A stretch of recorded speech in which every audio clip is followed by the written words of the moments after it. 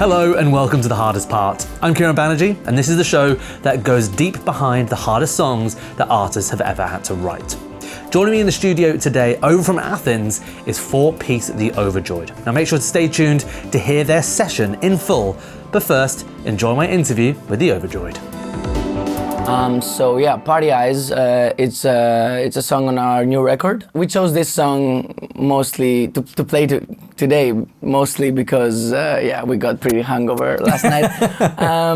That's the first reason we've had a song for The Hardest Part. Yes. So that's good.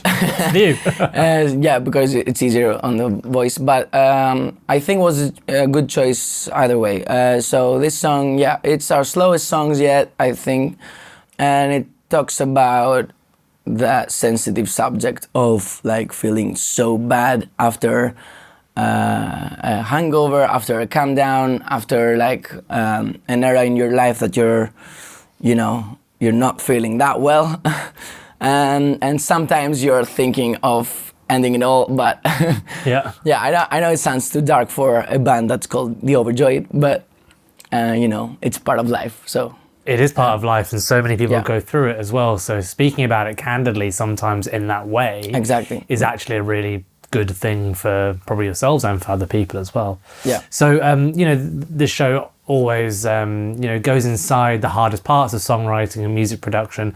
So, take the audience into the room with you when you started writing that song. Like you said, it's of quite a, sensitive and somewhat dark nature. Yeah. And the subject matter is shied away from on a lot of occasions. So I'd love to get into the room with you when you first sort of put pen to paper and started writing this track. I always had like sleep issues. So at first this song was called Sleep, and it was talking more about that. That's why it counts the hours like 4, 5 in the verses. Thanos wrote the starting riff, and then I already had like the chorus and the verse, and I'm like, wow, that fits perfectly. Imagine like it's 4 o'clock in the morning, you're home after a night out alone, you have come downs, you have like hangover, you feel terrible,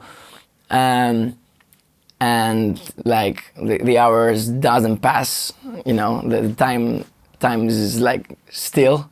So obviously it's of a really personal nature. Yeah. So then you're obviously co-writing it with Thanos as well. Yeah. Is this a feeling he's had? Is it something that you could exchange experiences on, or was it something that you had to convey the real meaning to him for? I think he feels that too, like me. So, but it's more like a personal thing. It's not like something that you share sometimes. Of course.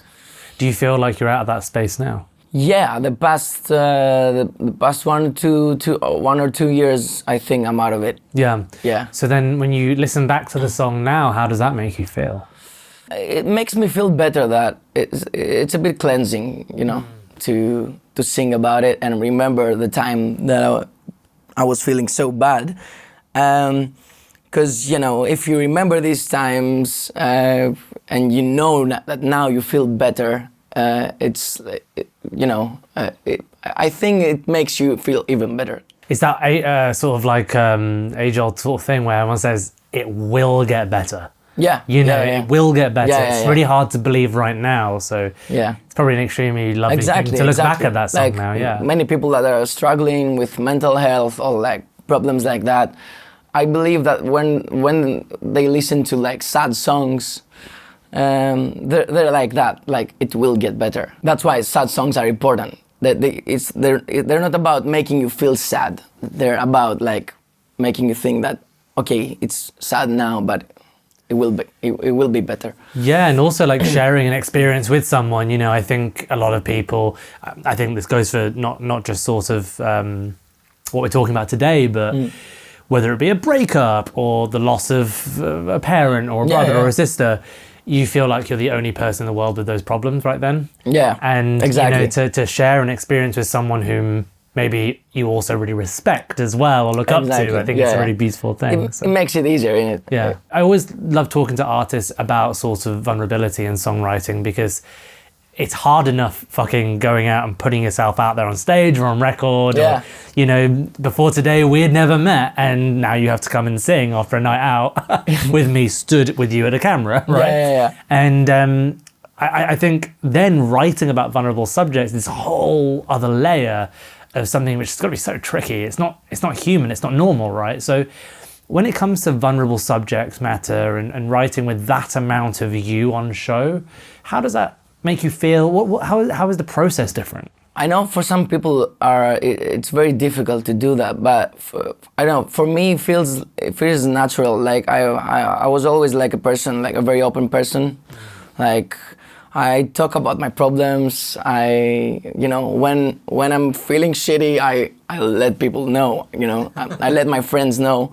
I've been playing on stages and like live shows for a long time now. So from when I was young, so it never felt weird to express myself. So, but I know for many people, like I know people that play music and are really good musicians, like much better than me. And they're not used to be on stage and be open and share their feelings, you know? So I get it, it's hard. But, you know, for some reason for me, it's like, it's easy.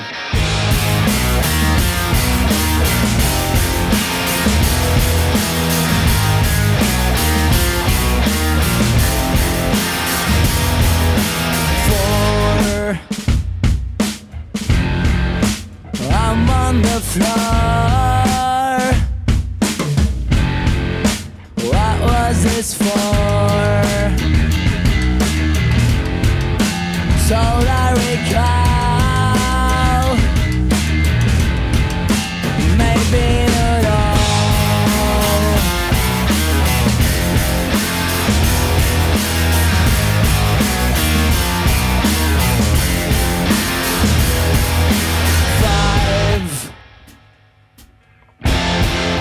Waiting to thrive. Every song has a little bit of everyone in it.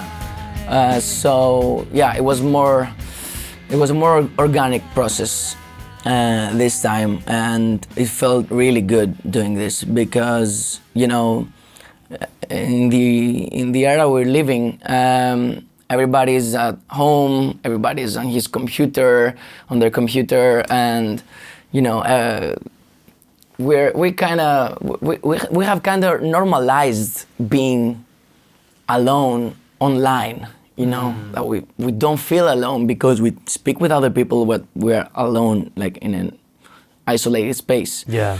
So to be honest, we've written like lots of songs like that, like everybody on its own, and then we bring it to the studio. But this time, it was like a much more live process. Like maybe some songs in the record are like from zero. They were written in the studio with all the members in the band holding our guitars, playing. What I think is really interesting, that's an amazing point you made about like the social media thing, where it's like you are alone, you're in a vacuum consuming that. Yes. But you aren't because you're communicating with people, or you feel like you're communicating with people even. I think it's led to a state where people actually now don't know how to handle actual silence and being alone. Because even the alone time that, you know, normally when you're alone, you learn to do something which did involve your alone time, right? Whether it be reading a book or you know, even playing a video game or something now. But even playing video games has become online and social. Exactly. So even that isn't even like an escape. And it's like, I think it's actually really distorted people's ability to actually spend quality time with themselves.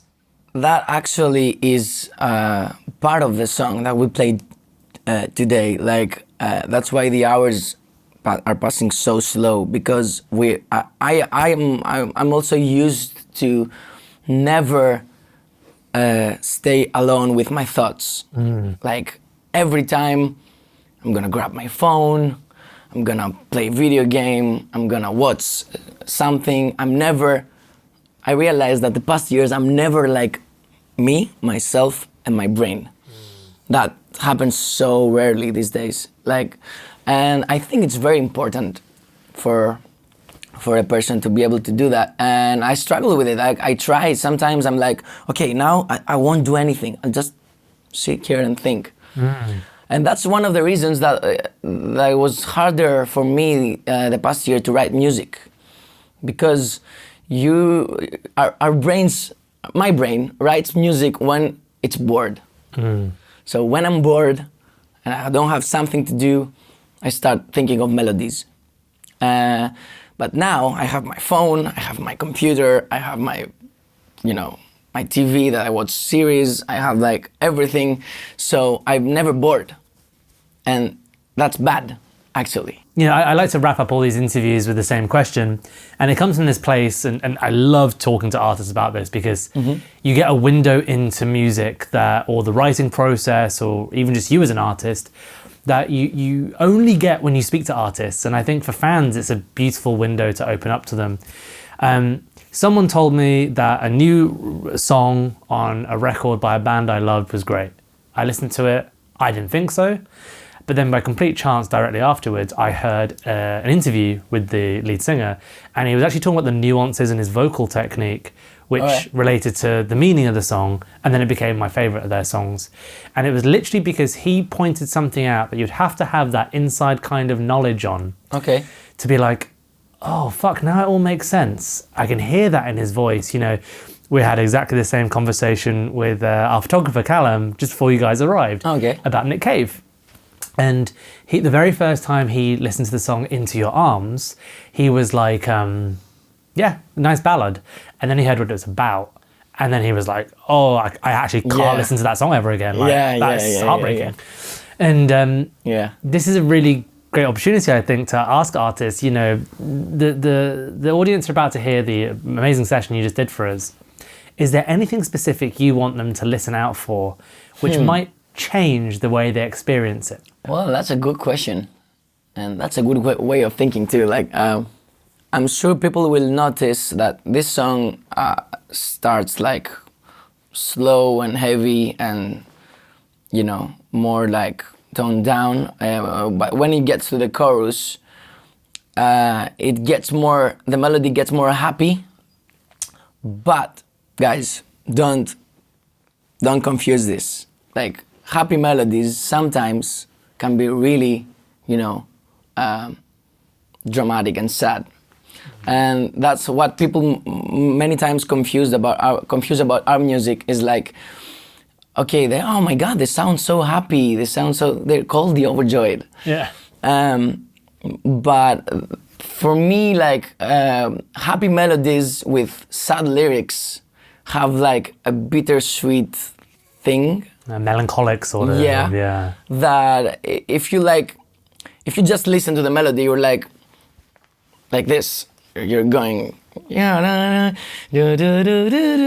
so it sounds happy. But if you combine it with the sad lyrics and you think about it, it's even more, how can I say, like, more, it makes bigger impact than if it was a sad melody. To sing a happy melody with sad lyrics, Yeah. I don't know. Many people don't get this. You have the two extremes there. Yeah. So I think in a lot of our songs we have that bittersweet thing going on. So if people notice that, I'm gonna be happy. You're gonna be at a show now, and you're gonna see people like dancing, and like, oh, it's the fault of this podcast now. So yeah. Thank you so much for joining us on Hardest Part. Thank you so much.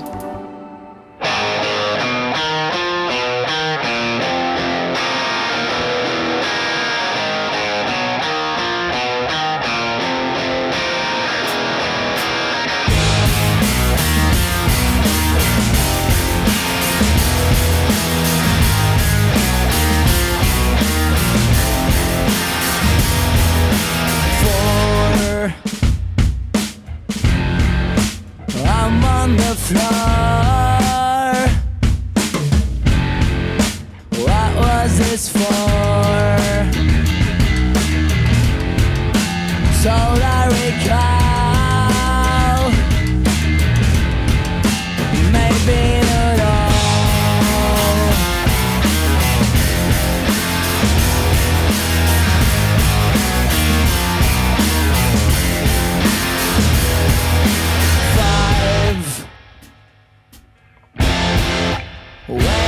to thrive. I might as well die. Not gonna lie, it will take some time.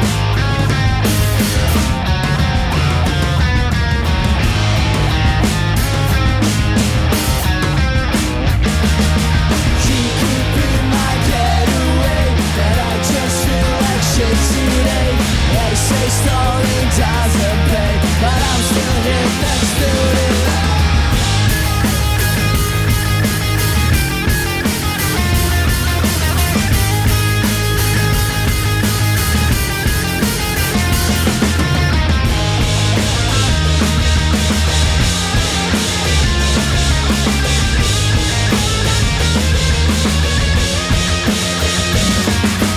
You could be my getaway, but I just feel like shit today.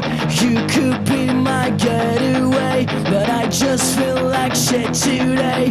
You could be my getaway, but I just feel like shit today. They say stalling doesn't pay, but I'm still here next to you. I gotta fight. Asking for more. I gotta fight. Asking for more.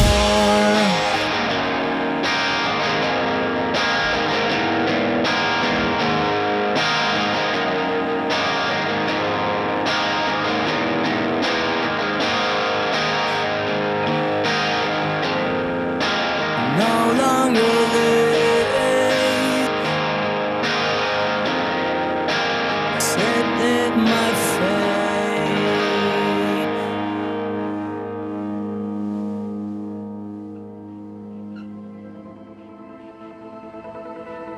Thanks for tuning in to The Hardest Part. If you enjoyed the show, please do rate and review. And you can check out our entire back catalogue of interviews, features, and sessions on YouTube or wherever you get your podcasts. We're on all major streaming platforms. We'll catch you next time.